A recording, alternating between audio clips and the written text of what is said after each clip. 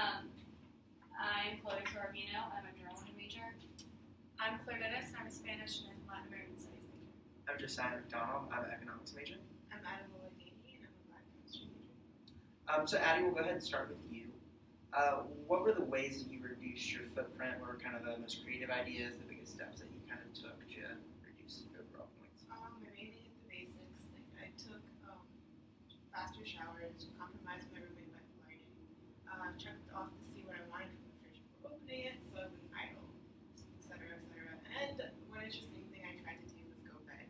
Well, not completely veg because I still needed like a little bit of protein, and but I just eat fish at dinner time. But for morning and like lunchtime, I just compromised. Like I remember I started using protein powder, but I think that's Yeah, I tried being vegetarian too, and that was really hard. But I'm sure we all kind of tried it at least for a few days. But it's so hard to change your habit of eating meat. Yeah, I think like some of us don't even ride. We don't use carbs or anything, so Yeah. it was kind of hard to find places to cut down. I feel like I live pretty sustainably as it is. Just I ride my bike and I take really infrequent short showers. I mean, those are like things I already do, so it was definitely tricky to find. Yeah.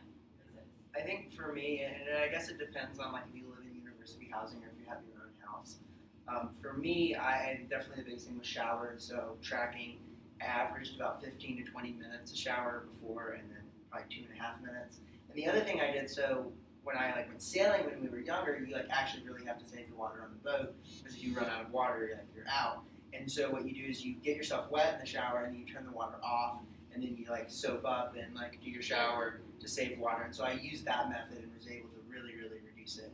And then also I just went vegetarian, which was something my roommate had done a year ago, and he tried to get me to do it. And I'm like, no, I can't. Same. My roommate's also vegetarian, Yeah. so Mine too. yeah. Well, I guess if you did, it's very common. It was good. It was good.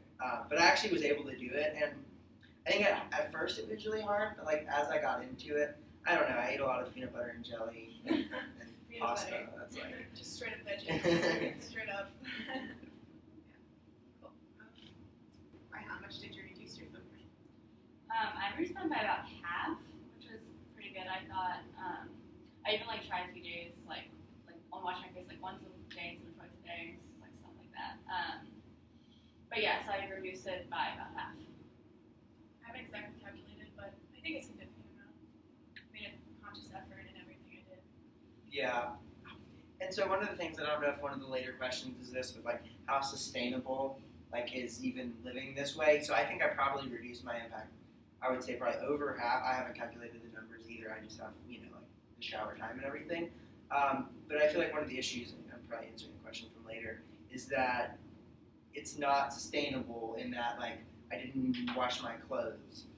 And so that's something that's going to happen at some point, whether it's not counted during that week and different things like that I didn't do just because it was that 1 week that if I was living over time I wouldn't be able to do. But that being said, I definitely felt like I reduced it in really large ways.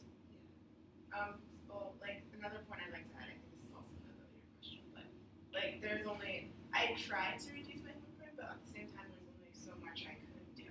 I felt especially I live in City Hall and the water pressure is great, but the problem is when you're trying to save water, it's kind of hard, because the water's literally pounding no matter what, how hot or cold it is. So idealistically I can't talk to someone and just hey, could you reduce my water pressure?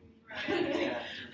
And stuff like that, or even with the thermostat, I can't tell my roommate, hey, we're not doing Right. anymore. Or flushing the toilet, I don't think my roommate wants yeah, so there's only so Yeah. much. Sure. I mean, there is, and I think more so it was a challenge to kind of put yourselves in the shoes of people who maybe don't have the luxuries we do, and kind of trying to challenge yourself. Just what do I take for advantage every single day of my life, and how can I cut down and try to live like most people in this world do, or closer to it.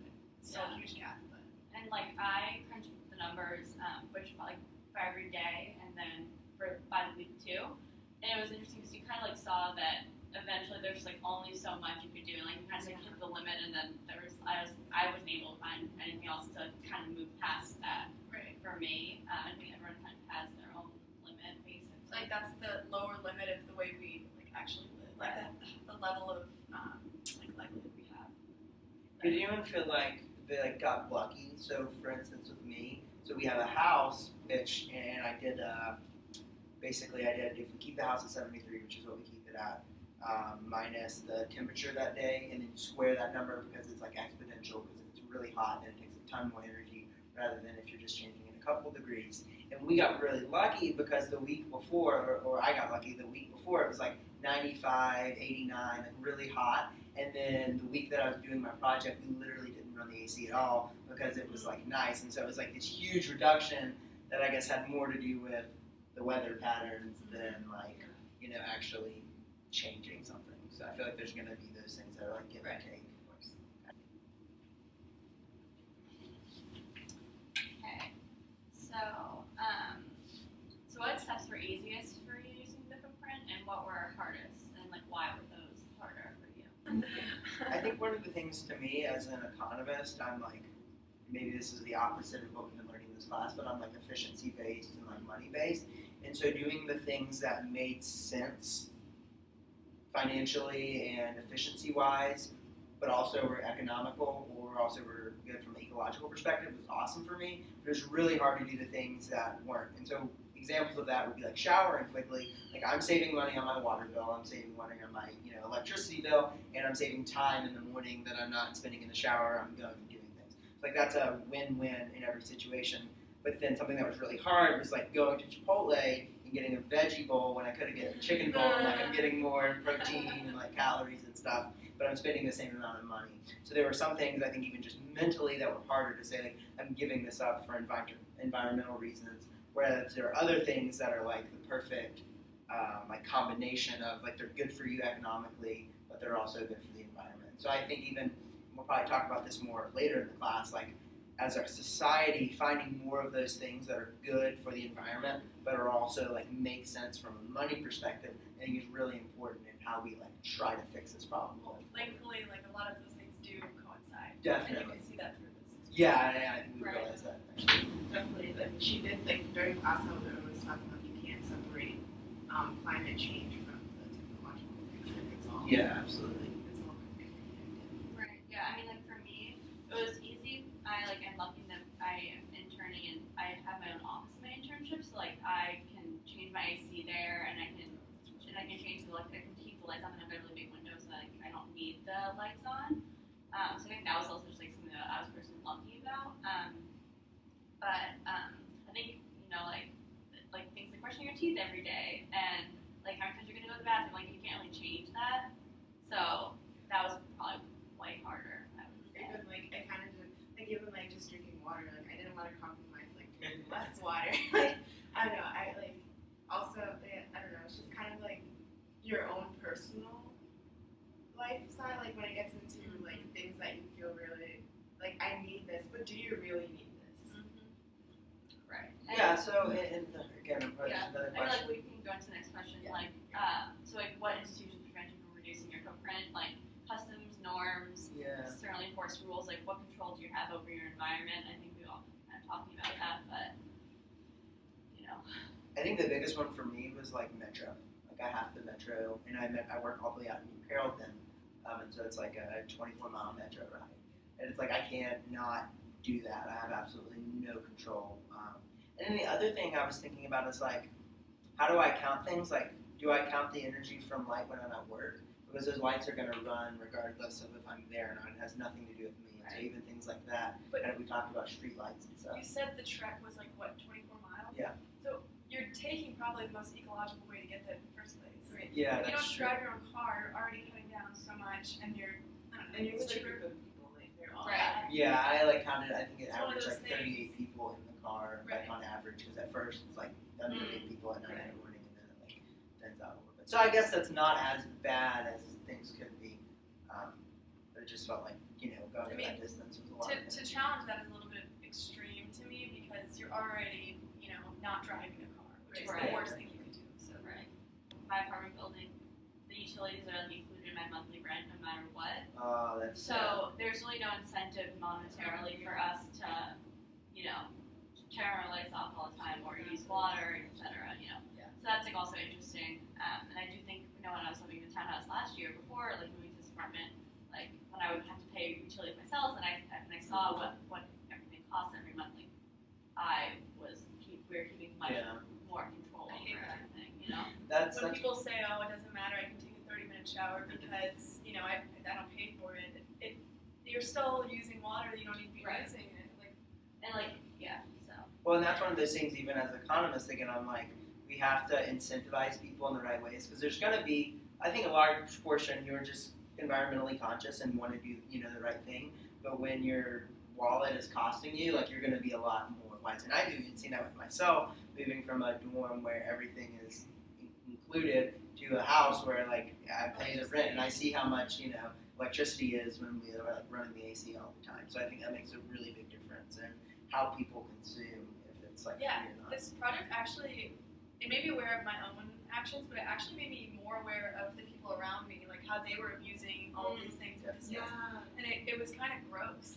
I'm challenging myself so hard, and I'm watching them just not care at all and just throw away all this trash and not even recycle. My neighbors don't even recycle, and that just it's just really sad. I guess. Even I never There's no really incentive. I never even really realized how much my roommate would just leave the lights on. Right.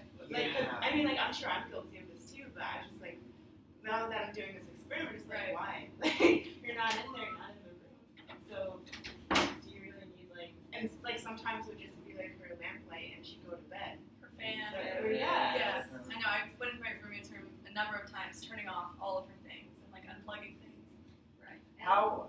So I don't think this is a question at all, but how were you raised? How did your parents teach you? And do you think that affects even the way you consume? Yeah. So for me, my mom, and this is definitely from an economic perspective more than I think environmental, but was don't run the water, turn the water off when you're filling things up, and she would get mad at me. I'm like, Mom, electricity does cost 8 cents an hour. Who cares if I left the light on my room? But she would always get mad at me, and so I think that even changed my behavior. You guys feel the same way? Yeah. Yeah. Dad always saying, "I'm not made of money. Turn off the lights." That kind of thing. Yeah, because I was actually born in Nigeria, and the area I was in was well off, but sometimes when we had to leave, go outside, we have this thing called NAPA where they pretty much control the electricity, but there are times when the electricity will just shut off and you have no control over it. But if you have a backup generator, it's still okay, but it won't be as powerful as the NAPA's were.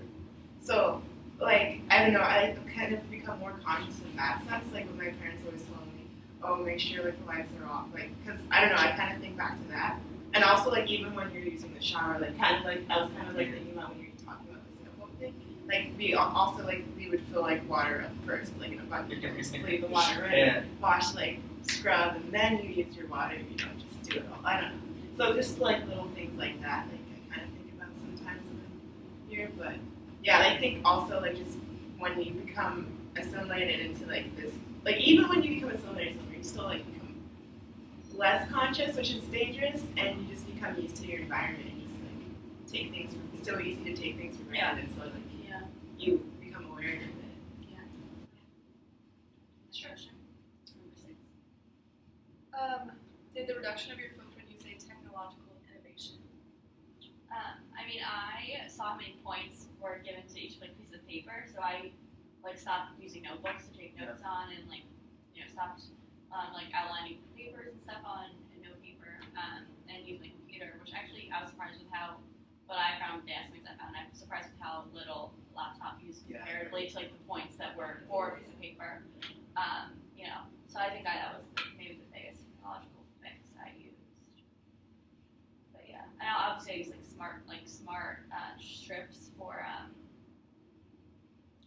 plugs and stuff already, electrical plug. That saves the smart strips, yeah. But other than that, it's great. And we use LED lights in our apartment, but other than that. Well, kind of going off of that, what technological improvements exist today that could help you reduce your footprint significantly? Which ones exist already that you can just kind of use? So one of the coolest things that I saw, I was in a economic sustainability class last year, and one of the things, and I think and it'd probably be a later question, but I think it's really cool how even for a professor to see how they can actually change your behavior. So I used to drink a lot of like water bottles, like plastic water bottles, which are terrible for the environment, and didn't even think about it or realize it. And so now, I don't have my backpack, but I gotta have my Nalgene with me all the time, and I always fill that up. And that was because in the class we did a project on like how can you reduce. And one of the coolest things that another student did is they filled up 2-liter bottles of like a Coke bottle, and they put it in the toilet like tank. And so every time you flush the toilet, it uses like 1/3 Oh wow. of the water reduction. And so even really cool stuff like that you wouldn't think of that are like huge technological fixes to like you don't need like 3 gallons every time you flush the toilet. It's like much less. So cool things like that I think that I want to even incorporate. Yeah, I think it's also like important to know, like, it doesn't have to be like some fancy gadget or something. Like even Definitely. like a water bottle, like just carry around a water bottle. So. And it's like amazing how it's not only like good economically, but it's also really good for the environment. So why would you not do it? It just doesn't make any sense on any level to not use a water bottle as opposed to like plastic bottles. Right. But and yet people still. And yet people millions and millions of letters. Jimmy Jelly. That styrofoam. Yeah, the styrofoam is really bad. Yeah, the next question. As per discussion in the Gibson book, if such technological changes were implemented immediately, what would the negative effects be for the sake of the environment? What would the negative effects be? Question mark. For the sake of the environment, would it be worthwhile to make those improvements immediately? I feel like this is a bigger, less personal question almost. I guess, but not every technological innovation is going to be economically viable. So Definitely. you could end up with certain people kind of progressing and adopting these things, and then have people excluded from that. Or like sweatshops, right? To make these technological innovations like cars and things like that. That's another, I guess, negative. Yeah. I would Actually, say. like manufacturing these things would Right. would use more energy. Right. We That's discussed that in class. right. I think ultimately, like, only by increasing the price of things, even if we make technological improvements, increasing the price of it is going to really reduce. Like when you increase the price of electricity, I think you can see, like, I was paying twice as much as I am. I would definitely like use less. And the university would make improvements to these lights so that there's like less of it. Stuff. Right.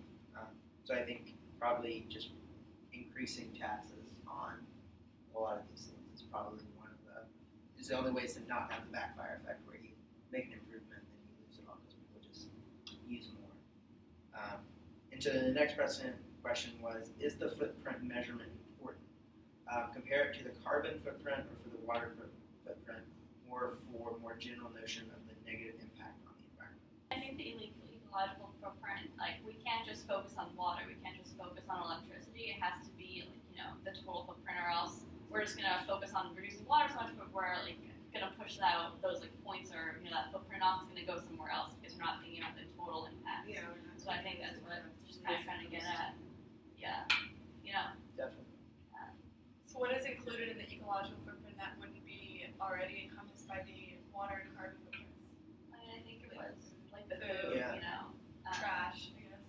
Yeah, trash. Trash. Big Trash one. is horrible. And also, like, I guess there's also, like changing marshlands or, with swamps and changing kind of the natural environment. I would say that's also another footprint.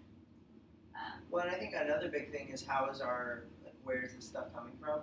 Is like, especially with electricity, is it being generated at like a coal plant or natural gas or nuclear? Because at a nuclear plant, we aren't really hurting the environment, I don't think, in as negative ways as if we were burning coal. So we have to think through or how is my food, how is my food shipped and things. But again, that's an institution you don't really have control Yeah, over. exactly. And so just reducing our overall. So is it helpful to have a point system? Yeah, I mean, I was a little. I wish you explained to us better where the points were coming from, because I was confused. About they seemed kind of arbitrary. I mean, I'm sure there is a reason for them, but I wish that was kind of made more clear to us. Yeah, so maybe just give Like me the scale. Yeah, why is a piece of paper 3 points and a piece of tissue like 2 Yeah. points or whatever it is. Like think that was the purpose of the point system. It's easy to say, oh well, I'm like reducing my water, so I can kind of use a little more of Yeah. goods or energy, and then you don't really account for these points. So looking at the actual numbers helps you realize, oh snap, like I have to. That's not equal. That's not equivalent, and I have to reduce all around. And I think it was just really helpful even because I noticed this in the first week as I started just like having my daily journal and like counting things, being like, whoa, like I can't do this until literally every time I wash my hands. I'm like, oh gosh, I forgot to just barely use the water. And so I think it puts you in a middle framework where we need to be of actually realizing like what we're doing and what the negative impacts are rather than just kind of obliviously. Because I don't think people have like negative motives when your roommate or when your neighbors don't recycle. They're not trying to destroy the environment. They literally just haven't even thought about it or they don't care. They don't care. Yeah, and so I think They have no motivation. this project is so helpful and they're like, whoa, no, this is really important. Like this is, and even if these points aren't perfect, this is actually like an environmental cost that I'm not even thinking Right, about. right. And I think for the people who take it more seriously, like who really do try to be ecological, this point system kind of like helps you find the right ways to do things. Like for instance, I struggled, should I use the dishwasher or should I use my sink to wash my Yeah. dishes? And doing the point system allowed me to actually figure out which was more economically like viable or ecologically, right? Yeah, makes sense. What actions pursued in your daily life are neutral with respect to the environment? Neutral? I would say nothing's Yeah. neutral. I didn't count cell phone use because when I looked it up, it was so small. There would probably been like the difference of like a decimal point or a tenth of a point. But I don't think anything's neutral. I would say like physical activities. Oh, neutral. I mean that's not even. But then you get hungry though. Yeah, it's like burning calories, which is Ugh. so you should stop working out. But neutral, like that word kind of aggravates me because there's some things like we've talked about that you can't avoid doing. So I'm sorry I'm not, being, I guess, neutral if we're going to this extreme, but I'm being pretty neutral as far as like, Yeah, I think everything is kind of a choice, and so there's like not necessarily a wrong or right, but there's like a more ecological friendly choice and a less, and so I can choose to drive 2 miles or I can just bike there, or metro. So you know what I mean. So like there's a choice there that it's neither one of them is neutral, and even what you choose to eat. Am I going to get these calories from like a local organic thing or from something that came all the way from China? And so I think in that there's like kind of nothing's neutral. You're making a That's good true. choice or a bad choice. And they're not even good or bad because we have different values and like maybe I really like sushi or whatever it is, but being conscious. So what actions you pursue in your daily life are helpful towards the environment in absolute terms, as opposed to the relatively helpful? Are the latter measured in the assignment? Should they be given points? So I guess just like things that you do in your daily life, kind of like actions like working out, should that be counted? The calorie kind of question I think we were just talking about. I don't know. Well, I think in absolute terms, almost everything we do has a negative environmental impact. Unless you're planting a garden. Like me biking doesn't hurt the environment, but it's not helping the helping it. environment either. Yeah, I was gonna say like if you volunteer, like on farms or you get outside and help people do things, like that would be something that's actually absolutely benefiting. Right? Or if you work for You're an planting organization trees, that's fighting for economic causes, or sorry, ecological causes, environmental protection. But in general, like there's nothing like in the normal average everyday life that you really do. The only thing I would say is like kind of leading by example. Like with my friends, we kind of talked about some people that who aren't really doing Right. anything or they're hurting the environment. You can kind of, as like an advocate, kind of just say like you're doing this wrong. You should do this and help people change and like kind of gather the movement. I'd say that's like something we could all do. Yeah. And I guess going off that, this next question kind of is going into what we are kind of just been talking about. If you're very ambitious about this project and had more money with the resources, like what would you do for like a low impact and how feasible is this new lifestyle? I mean, I think it depends. I mean, maybe we need more technological fixes to make some of these things actually feasible, but it's definitely a huge culture change. I would say like I hit a limit where I just couldn't keep reducing it further in my daily life and what my responsibilities are and everything. But yeah. think the one thing that two things I would do. One is it's not my house I'm renting, but it is a house, and there are it's an old house, a lot of improvements that can be made, and just like stopping doors and like having like less windows and insulation that actually makes a really big difference. And then secondly, I guess long term, I would rather work somewhere that I could bike to work. I mean, I enjoy biking, so like biking in the morning, shower, and like go out to work. So that would be kind of my ideal situation rather than having to commute. And it also, time and money and all the things that go into that. Okay, we can keep going, I guess. If everyone in the U.S. had your reduced footprint, would that be enough to reach sustainability? Answer the question by first clarifying the terms in the question. So, I mean, I guess for me, if everyone had kind of cut their sustainability footprint by half, would that be enough? I don't think it would be enough to reach sustainability, but it would definitely improve, I would say. Well, if you think about it relatively, this person, like if you say this arbitrary number half, that means people who are using 15 times what you use now are only going to be using. Right, that's so true. we would need to have a standard for that to actually reach this level of sustainability that we would need.